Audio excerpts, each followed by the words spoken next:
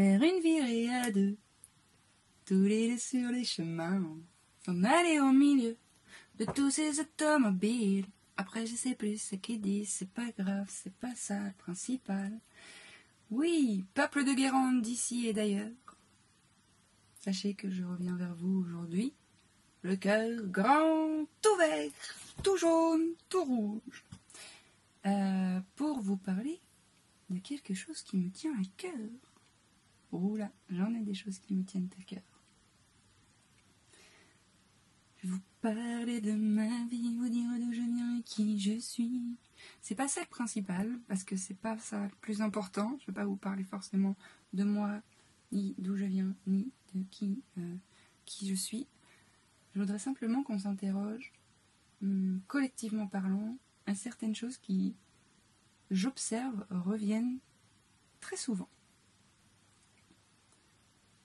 C'est l'identification à la forme dont j'ai parlé dernièrement. Je voudrais en parler un peu plus profondément aujourd'hui. Parce que j'ai vécu il n'y a pas si longtemps que ça, je crois que c'était la semaine dernière, un exemple très flagrant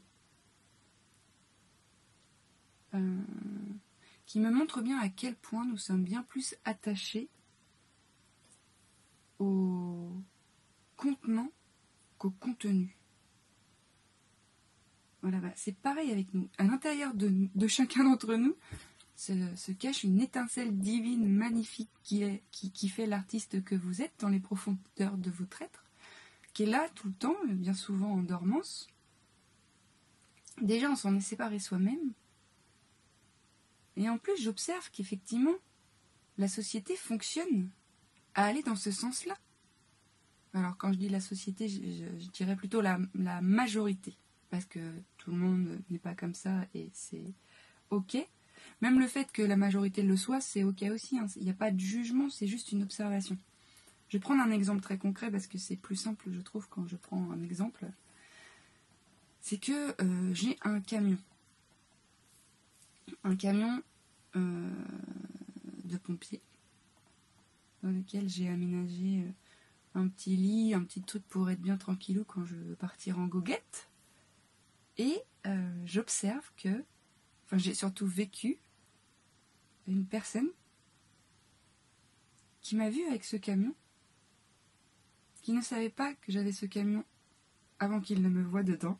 Et parce qu'il m'a vu dans ce camion, je dis il parce que c'est un individu de sexe masculin, donc je peux plus dire elle, il, personne, c'est un homme. Il dit waouh, t'as ce camion? Ouais, ça, mais toi t'es vraiment trop chouette, quoi. Ouais, ça, mais toi, c'est incroyable. Et j'ai senti que c'est parce que j'avais ce camion que il posait sur moi les mots comme incroyable. Alors moi j'étais là, hein? Alors dans l'instant premier, mon petit ego dit ouais, carrément. Et puis dans l'instant second, mon petit ego, coucou je panie, ouais, je suis incroyable, mais pas parce que j'ai ce camion, parce que je suis ce que je suis, indépendamment de ce camion en fait. Je serais en Twingo, en vélo, en trottinette, en slipette, en roller ou à pied. Je veux dire, je serais tout aussi incroyable, parce que ce qui est incroyable, ce n'est pas ce que j'ai, ce que je fais ou ce que je porte, sinon moi. Alors oui, je me sers de ce que j'ai, ce que je suis, ce que je porte. Ce n'est que des prolongements de la façon dont je perçois les choses, effectivement. Mais ça ne définit en rien ce que j'ai. Enfin, ce que je suis, pardon. Ça ne définit en rien ce que je suis. Et j'observe qu'effectivement, on juge dans l'instant premier, et c'est ok de juger. Je veux dire, le corps mental, il va tac, tac, tac, tac. Ce qui est dommage, c'est de s'en tenir qu'à cette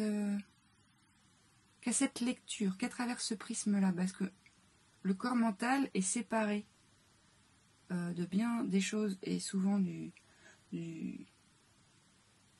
cœur. Il ne s'est pas mis au service du cœur, il s'en est séparé, il se protège de celui-ci. Donc c'est pour ça que je dis séparé, c'est qu'on ne suit plus l'élan du cœur quand on est dans un espace que mental. On est régi par des peurs et puis des fonctionnements, des mécanismes où on contrôle tout. Et donc, il est séparé à l'intérieur, donc lui, il va aller chercher une séparation à l'extérieur. Donc depuis mon plan mental, si je ne vis et que je Je n'observe la vie qu'à travers lui, je vais voir que des séparations, donc je vais en créer moi aussi des séparations. Mais c'est bien dommage de créer une séparation parce que cette personne a un camion ou que cette personne est arrivée avec un jogging ce matin au boulot, de se dire que cette personne est comme ci ou est comme ça en fait. Cette personne porte un jogging, ok, ça c'est une réalité.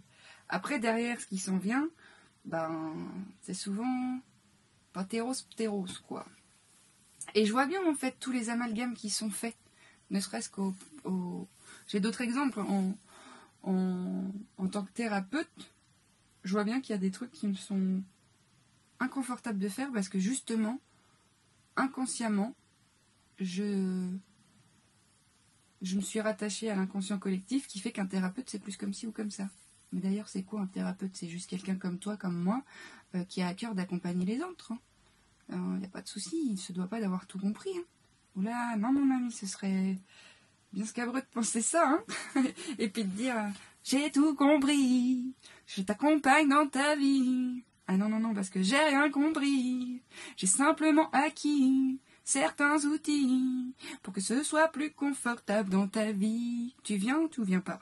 Voilà, ça vibre ou ça vibre pas ce que je suis pour toi. Si ça vibre, viens, on fait un petit bout de chemin ensemble. Si ça vibre pas, c'est ok, y a pas de souci. Et voilà, en fait, ce que je vous invite à faire, c'est plutôt de vous relier aux gens via le ressenti. Voilà, quand je te dis, est-ce que ça vibre? C'est pas intellectuellement parlant. Alors effectivement, intellectuellement parlant, peut-être que vous allez vous dire, ouais, c'est chouette, il ou elle fait des trucs chouettes, ça pourrait être chouette d'eux. Sur le papier, c'est cool. Et d'essayer de créer un lien depuis cet espace qu'est le papier, puis de se rendre compte que dans la réalité, c'est tout autre. C'est du ressenti. Mais expérimentez, puis allez-y depuis l'espace mental, et puis voyez si ça passe ou si ça passe pas. Il n'y a rien de mal en fait, c'est comme ça qu'on apprend.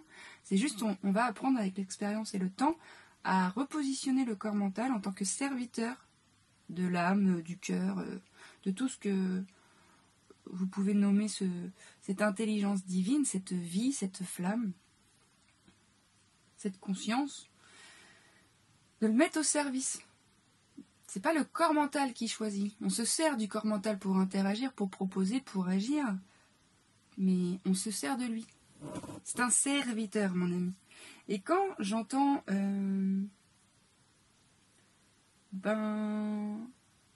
tu vas pas t'habiller comme ça. Tu vas pas y aller comme ça. C'est pas du tout ressenti, ça c'est complètement analysé depuis un inconscient collectif qui a mis des normes, des dogmes, où...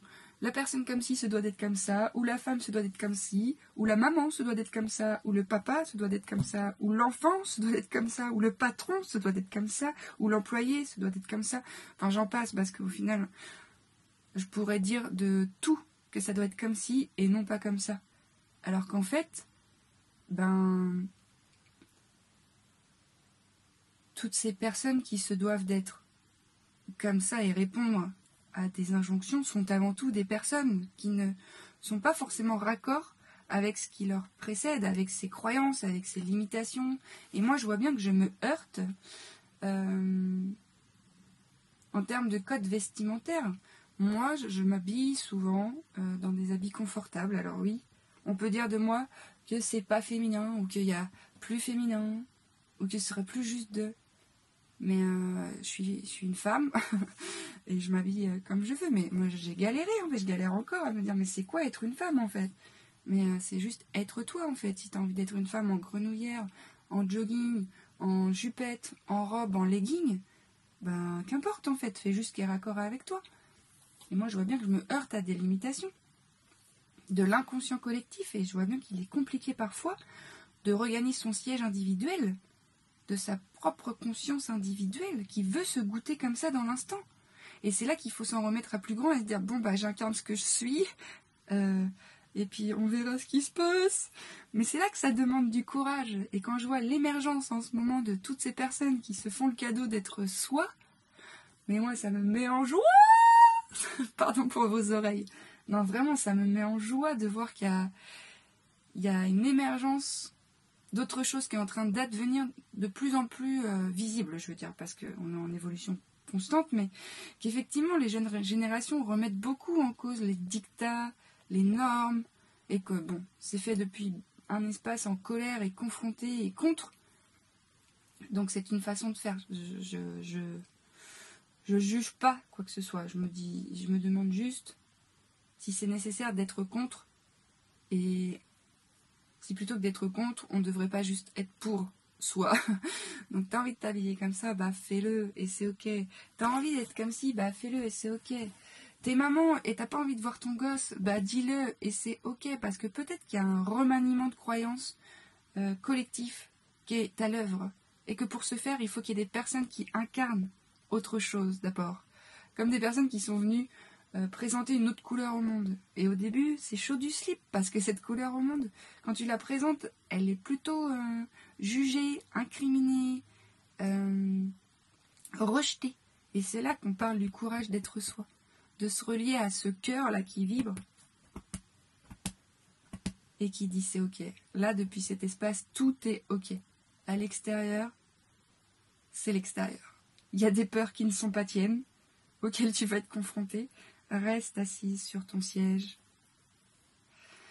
et respire. Et mets-toi en lien avec des personnes qui te permettent d'être toi.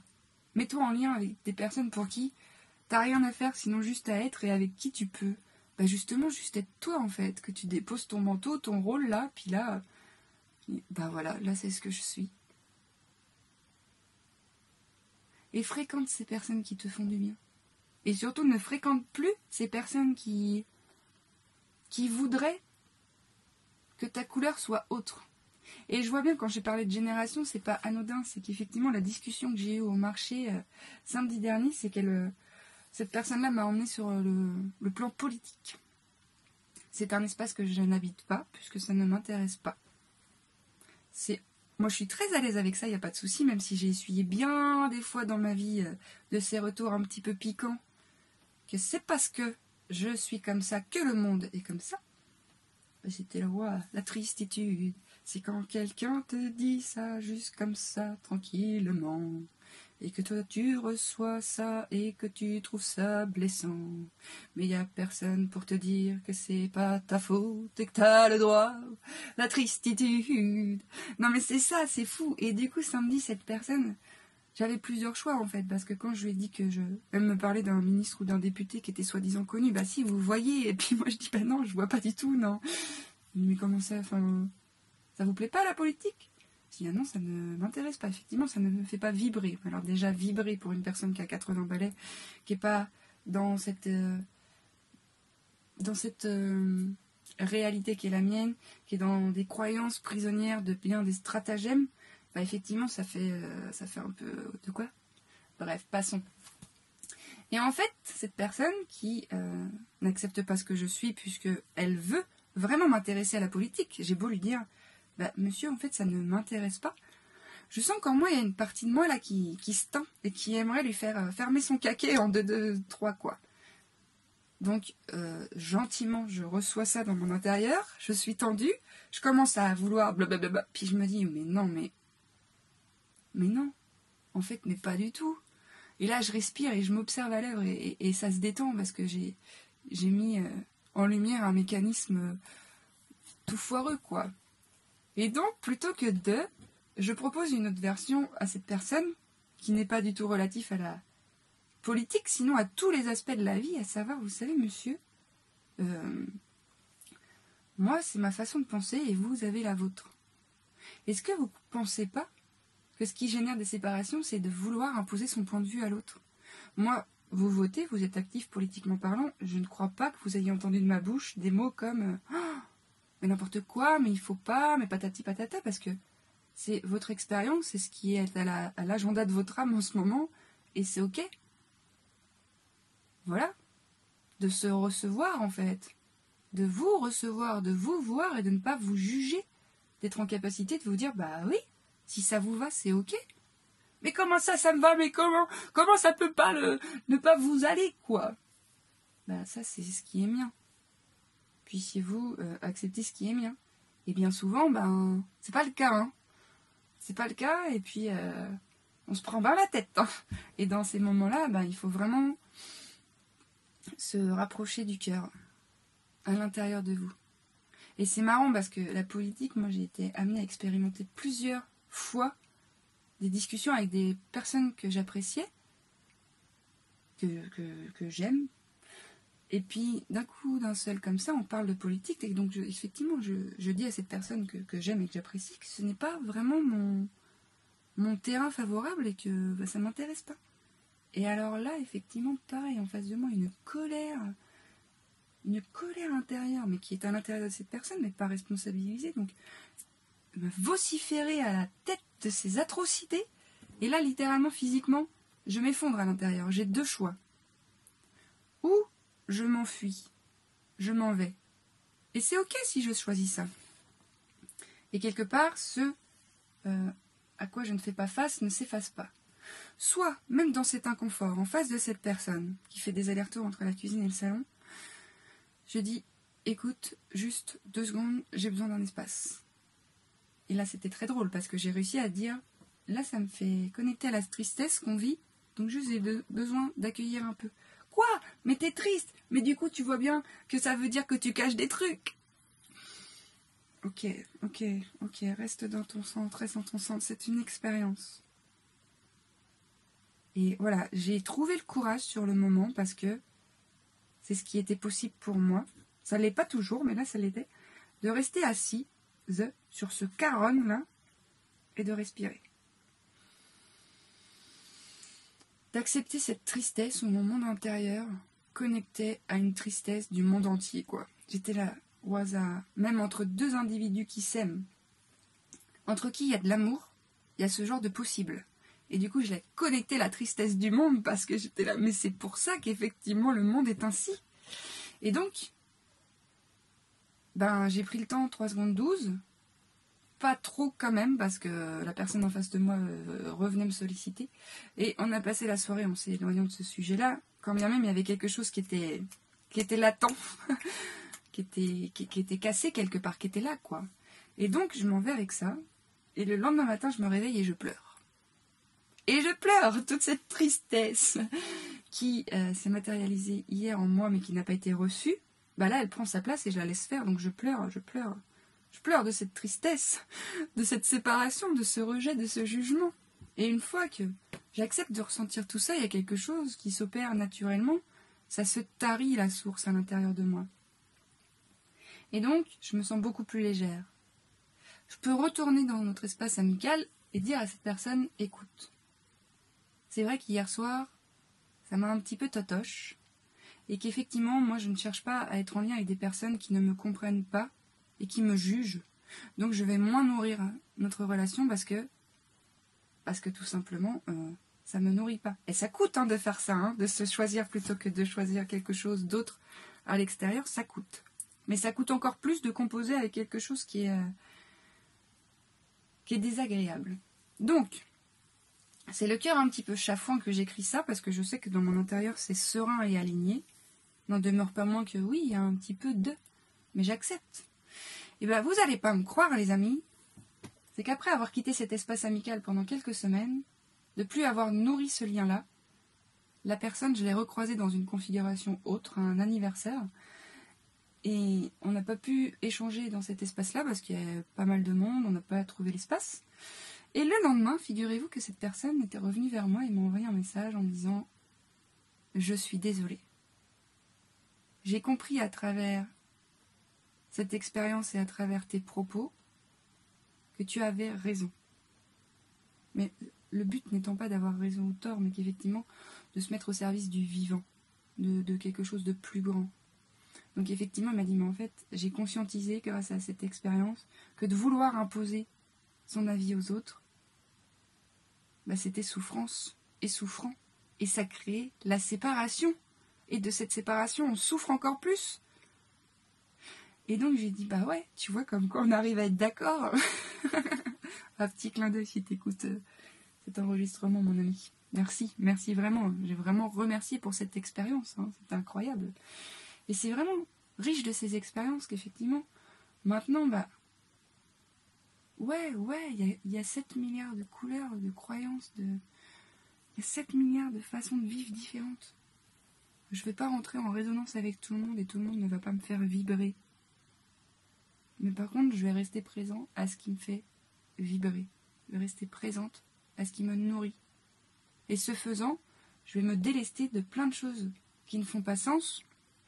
Et plus je vais nourrir ces espaces-là qui me nourrissent, mais plus je vais être au contact de quelque chose de léger en fait. Mais c'est très simple la vie. Hein. Je reprends un propos de François Breton que j'aime beaucoup. La vie, c'est simple. C'est pas facile, mais c'est simple. Effectivement, et puis là je suis en train de me pencher sur la formation de masterclass que je vais faire de yoga du rire, et juste j'ai ouvert le livre virtuel et j'ai juste lu.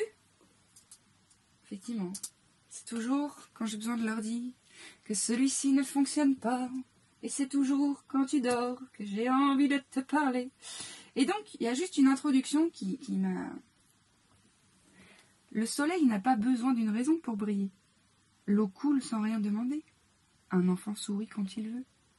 Pourquoi aurait-on besoin d'une raison pour rire? Mais oui, mes amis, à chaque instant, on a la possibilité de souffrir quelque chose qui nous fait du bien. Donc revenons dans la chair et voyons, ressentons ce qui se passe à ce moment-là. Est-ce que ça me tend ou pas? Et si ça me tend, bah... Ciao belle, la vie c'est pas ça, ciao belle, moi je me choisis, ciao belle, je dis oui à ma vie, et même si ça ne te plaît pas, cela ne me regarde pas, moi j'ai ma couleur, elle est unique dans mon cœur, et moi je m'offre cette chance de créer ma propre danse. Donc va mon ami, va, expérimente, goûte, observe, ressens, et prends note de ce qui te fait vibrer. Ok ? Très bien les amis, je vous fais un gros bisou, je vous dis beaucoup Raji, et je vous dis merci d'être vous. Bazou bazou.